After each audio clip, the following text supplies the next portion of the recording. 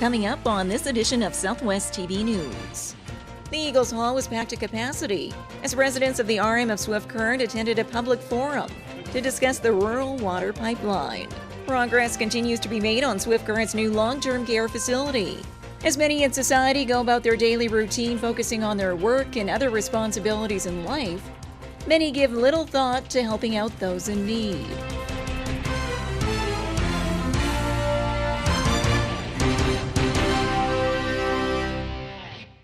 Thanks for joining us here today. Residents of the RM of Swift Current are raising concerns over the rural water pipeline. We have more in today's top story. The Eagles Hall was packed to capacity as residents of the RM of Swift Current attended a public forum to discuss the rural water pipeline. In recent months, these subscribers to the pipeline have been notified of intended changes in service, which will include the installation of flow restrictors at each of the 211 subscribers' home or business. A discussion which raised some heated debate at the meeting. But why didn't you continue on negotiating with the city? Because you guys couldn't make a deal. Okay, that question's answered. When you ask a question and I answer it, don't ask the question again, all right? Well, it's true, right? We're trying to get through this. An overall move to water restrictions, which is not sitting well with these local residents. The system that we are operating under is a small holding tank in our house. Like what they said, approximately 100 gallons. I have about 70, mine is 83 imperial gallons, and I have about 75 gallons of usable water. And so when it takes 75 minutes to put that back, you're only going to be using that water for your household. That's what they're trying to tell us. That's all it's designed for. That's all you're going to get to use it for. Now, if you want more water than that, you're going to have to figure out how to put a bigger tank in.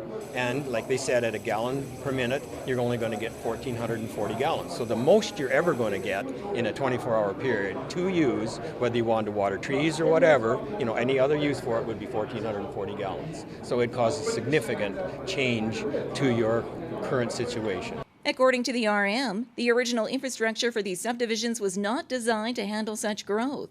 And now the RM finds itself in a desperate situation to address this problem sooner than later. No, the line isn't big enough for us to supply the water. If we do what our engineers tell us we'll have to do, we will twin the line and run more volume up there so those people all get water. But we don't want to run short. And we're also planning ahead, but we would build the line a little bit bigger so that if there was any more development over there, we could handle that. That we hate to turn development away. One of those subdivisions experiencing rapid growth and demand for more water is the Warkentine area. And therefore the short-term solution is to twin the water line. An expansion which will cost between $280,000 and $300,000. A bill at this point in time which is unclear as to who will be left to pay the balance. Each of the subdivisions that were built, the west side, where I live on the west side, we all paid the amount of money that it took to develop that. The first 40 subscribers, we were $7,000 and some dollars, and that's what got that new one in. When the east side went in by the research station, those subscribers all put money into the pot so that could be developed. So then our opinion is, if there's new expansion required, why are they not footing the bill for, if there's an expansion required to supply them with the amount of water they want? Why are they not paying for that then? We paid for ours. Points of interest which the RM says it'll take into consideration during future discussions. I could give you my opinion, but I wouldn't, because council is, when we come out with a decision, it's everybody. When would you hope that decision to happen? Well, that's a good question. How soon? We just had a meeting yesterday, so it won't be for another month. Southwest TV News will continue to follow this story as it unfolds. Saskatchewan is not just a great place to be from. It is a great place to be. Imagine a destination where you can enjoy world-class dining and unique accommodations. Take a leisurely stroll through streets filled with rich history while browsing for that perfect gift. Buy fresh produce from the farmer's market.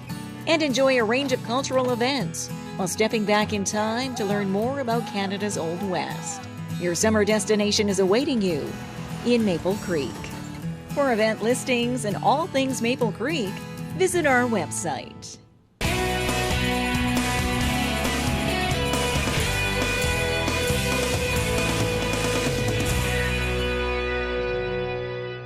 Construction of the new long-term care facility in Swift Current is on time and on budget. We bring you this latest update in this report. Progress continues to be made on Swift Current's new long-term care facility, with crews working diligently to meet the target of completion for April of 2016. The 225-bed facility located adjacent to the Cypress Regional Hospital is a P3 project, bringing together numerous regional and provincial partners, with the following outline of work set for the coming weeks. They've been working really hard right now to ensure that they're getting all their walls enclosed so that once winter comes, they're able to actually work inside and finish that. So I know that's what they're working very hard on. The other part of it is that they're starting to now do all the concrete work outside, sidewalks, boulevards, getting all of that stuff done so that when spring does come, all of that work is already done, and it'll be a matter of just getting some landscaping done as far as grass and shrubs and that kind of thing. But the building itself will be completed, and there will be the pathways and access around the building so that, we can move and, utilize the building the way it's intended to, both inside and out.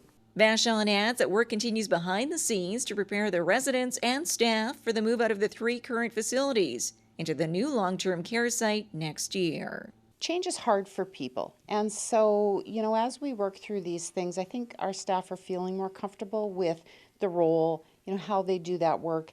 We've got people who are, excited about the fact that they're going to be working in a new environment and that, they can do things a little bit differently and really bring their own personal touch to how the care is provided in our new homes. Discussions are also taking place on the future use of the soon-to-be vacated Swift Current Care Center, Palliser, and Prairie Pioneers Lodge. What we're doing at this point is having the land appraised.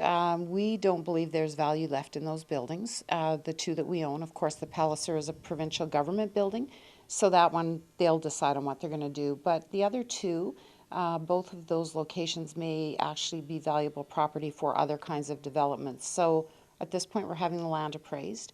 We do need ministerial approval to, do anything with that property. And then, of course, the board, will have some input into what we do. Once fully constructed, the $108.5 million long-term care facility is set to be turned over to the Cypress Health Region by the end of April 2016. And following a schedule of on-site preparations by the Health Region and public tours, the facility will then be fully operational by early summer.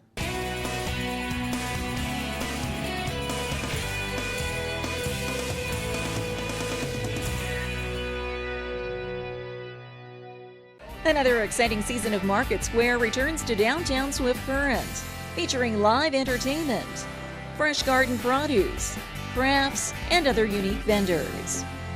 Market Square, every Saturday at the corner of Central and Chaplin. Proudly presented by the City of Swift Current and Standard Motors, along with Innovation Credit Union and Southwest TV News.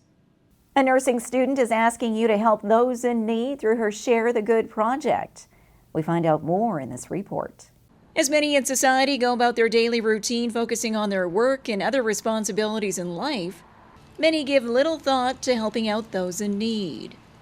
Meet Shelby LaBelle, a former Swift Current resident, and now a 4th-year nursing student at Medicine Hat College. Despite being busy with her final round of studies, Shelby has started her own company, Share the Good, which focuses on fashion while helping out a range of charitable causes.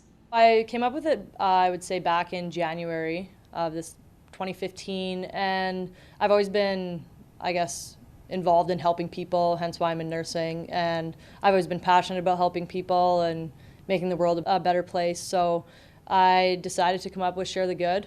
I mean, everybody has to wear clothes, so I thought, what a better way than to make a clothing line that gave back to the world. Now, several months later, and LaBelle has a website in place, promoting the clothing line and encouraging others to share the good. So every time a buyer purchases a t-shirt, any piece of clothing, $2 from every shirt goes to a charity or to an event or somehow, some way that Share the Good is going to make the world a better place. So our first month, we are going to go to a children's hospital and donate toys and teddy bears with the money that was gave back to the world from the buyers. So the $2 from every purchase. Unique clothing designs which now span a line of 10 products, ranging from t-shirts to hoodies. With every dollar donated showcased on the website, showing customers where their donation is helping someone in need through a specific project. A worthy initiative, which Shelby hopes others will support.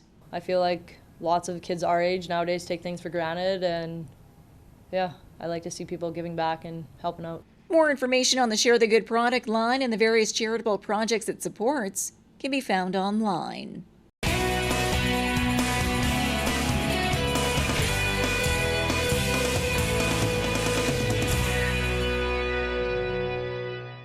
Well, this brings to a close another episode of Southwest TV News, reporting the stories that matter to you. We always welcome your news tips. You can always reach us here by phone, at our studio, or by email to contact us at southwesttvnews.com. Also, be sure to join us daily online for the latest news from across Southwest Saskatchewan and so much more at mylocaltv.ca. And be sure to follow us on a range of social media. Thanks for joining us here today. I'm Carol Andrews.